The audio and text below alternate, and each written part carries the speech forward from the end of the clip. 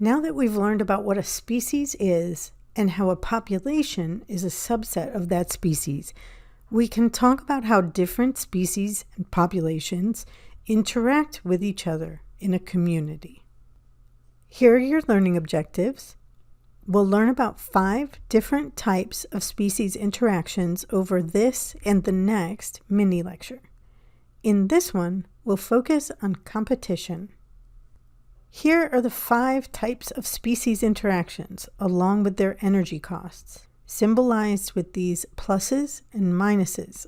When 2 species interact, they could gain energy from the interaction, lose energy, or have a negligible energy gain or loss. Let's practice thinking about interactions in terms of energy. Which type of interaction is this person eating a strawberry an example of?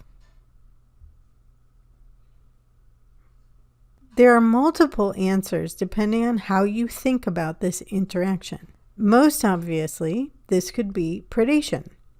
The woman is the predator and the strawberry is the prey, or rather the plant embryos inside the strawberry are the prey. You could also consider this interaction parasitism. If you're thinking about the relationship between the woman and the strawberry plant, this woman is not killing the plant, but it is taking some of the plant's energy in the form of a strawberry. It could also be considered mutualism. The woman gets an energy benefit by eating the strawberry. The strawberry plant is cultivated and protected by humans, given fertilizer, water, space, even protection from frost, in order for it to produce strawberries for us. Both species have a cost, but the benefits outweigh the costs. So now that we've thought about the pluses and minuses associated with energy, let's look at our first species interaction, competition. First of all, there are 2 types of competition, intraspecific and interspecific. Sorry, I did not make these words up, or I would have made them a little bit more different. Intra means within. So if you participate in intramural sports, it means you're within the walls of the university. You'll compete against other students here at the university. So intra means within. It's within the same species. If you have 2 squirrels in your backyard who are fighting over an acorn, that's intraspecific competition.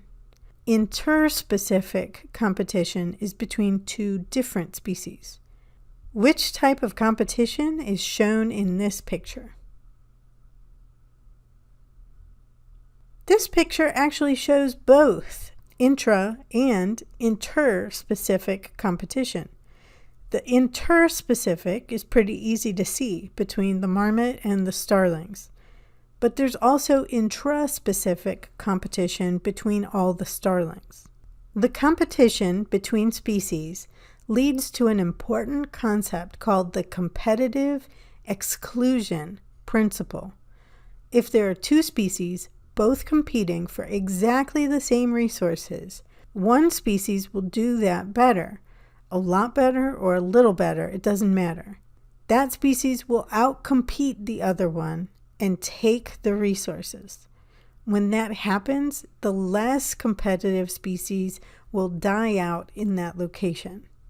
These graphs are the data from an incredibly well-designed study that showed how competitive exclusion principle works.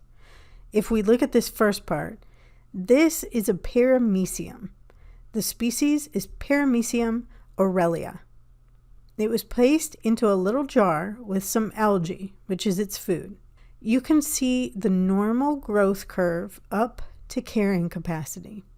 The second part of the experiment repeated this process with another species, Paramecium caudatum. This species, grown in a jar of algae, also increases to its carrying capacity. The third part of the study is the real revelation. Another jar full of algae was started with both species of Paramecia added to it. You can see that they both begin increasing their population size until the inflection point. That's when resources start to get limited. At that point, the species have to compete. One species, Paramecium aurelia, outcompetes the other, which dies out in this tiny habitat. Competition excludes one species. A similar thing is thought to have occurred with Homo sapiens and Neanderthals about 40,000 years ago. A few thousand years before that time, both species lived in the same habitat, but about 40,000 years ago, food resources declined. Neanderthals were larger than us and had bigger brains than us. They needed more energy than us. When the environment changed due to a decline in rainfall, food resources also declined. The carrying capacity of the environment dropped, and there was an increase in the competition. The smaller species, Homo sapiens, were able to stay alive better, creating a competitive edge. Let's review. Is competition good or bad for these animals? And is this inter- or intra-specific competition? This is intra-specific competition within the species. Many people, especially those raised here in the United States, have a difficult time thinking of competition as bad. We often hear in our culture about how competition is good, but we're usually talking about competition between businesses for our patronage. If you're running the business, competition is bad. It forces you to reduce prices or increase your spending on resources to get people to buy from you. If businesses could get our money without competing for it, like in a monopoly, they could charge more for a lower quality product and would not need to have any customer service or advertising. No competition, from the perspective of a business, would be better for them. And that's what we're talking about with energy. It's the competitor's energy expenses we're looking at. So in this example, the goal of each of these two stags is to reproduce. Fighting to be able to reproduce is a waste of energy. In nature, competition is bad for those who are competing. If they can get their desired goal without competing for it, that's better for them and their energy use.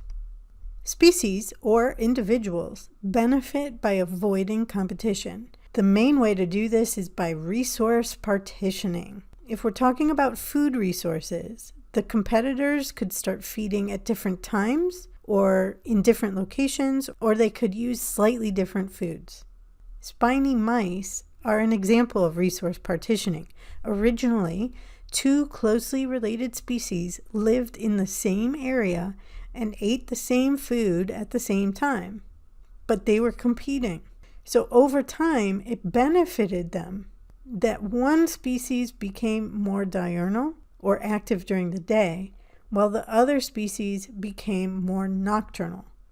Now they don't feed at the same time and in the same place, and they reduced their competition. They partitioned or divided up the resources. Here's an example of a group that started as one species, but then, thanks to intra-specific competition, they evolved into 3 different species. Bamboo lemurs had all fed on the same resource of bamboo. Now, though, each species feeds on one particular part of the bamboo plant.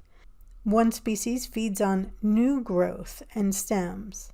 One species feeds on old growth leaves. And one species feeds on the stems which have a toxin that they've evolved to break down. Once species split into different groups with different habitats or resources, they have a different niche. A niche is a species' distinct use of its environment, where it lives, when it's active, what resource it uses, and how it spends its energy. Niches relate to competition because if two groups have an overlapping use of resources, that overlap is where competition occurs. The organisms that do not overlap in their resource use will be benefited by not having to waste the energy competing. So over time, these curves diverge and narrow the niches to reduce competition.